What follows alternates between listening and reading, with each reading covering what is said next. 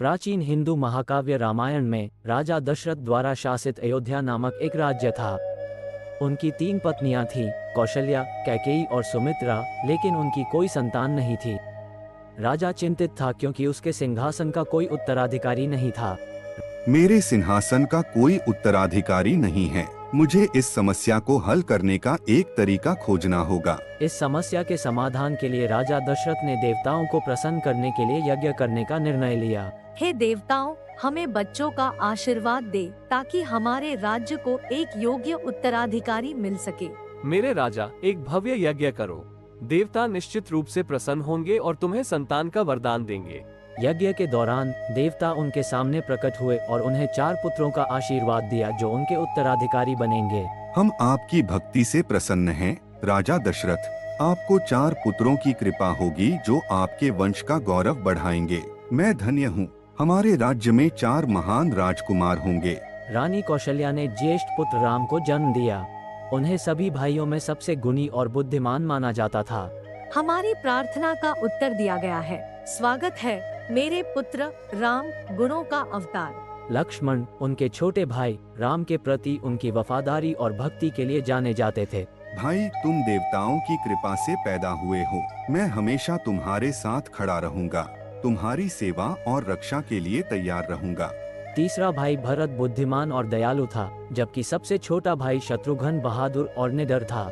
मैं तीसरा भाई हो सकता हूँ, लेकिन मैं हमेशा आप दोनों के लिए एक बुद्धिमान और दयालु साथी बनने का प्रयास करूंगा। निडर और बहादुर, यही मैं बनूंगा। साथ में हम अपने रास्ते में आने वाली किसी भी चुनौती को जीत लेंगे। जैसे जैसे लड़के बड़े हुए, उन्हें एक राज्य पर शासन करने के लिए आवश्यक सभी आवश्यक कौशलों का प्रशिक्षण प्राप्त हुआ। उन्होंने ऋषि मुनियों के साथ भी काफी समय बिताया और शास्त्रों और दुनिया के तौर तरीकों को सीखा। राजा दशरथ अपने सभी पुत्रों को समान रूप से प्यार करते थे और उनकी बहुत देखभाल और स्नेह करते थे। उन्होंने उन्हें तीरंदाजी, तलवारबाजी, घुड़सवारी और अन्य मार्शल आर्ट में प्रशिक्षित किया। उन्होंने उन्हें धार्मिकता, सच्चाई और करुणा का महत्व भी सिखाया। याद रखो मेरे पुत्रों, धार्मिकता का मार्ग एक न्यायपूर्ण और समृद्ध राज्य का नेतृत्व करने का मार्ग है। अपने सभी कार्यों में सत्य, करुणा और धार्मिकता को बनाए रखो।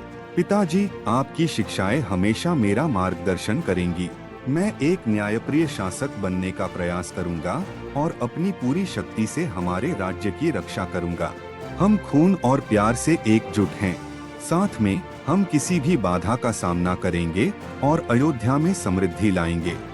चारों भाई एक साथ बड़े हुए और अविभाज्य थे। उन्होंने एक साथ खेला, अध्ययन किया और प्रशिक्षण लिया। उन्होंने प्यार और स्नेह का एक मजबूत बंधन साझा किया। अयोध्या के लोग भी उन्हें बहुत प्यार करते थे और उन्हें अपने भावी शासकों के रूप में देखते थे। और वह राम, लक्ष्मण, भरत और शत्रुघ्न के जन्म की कहानी है।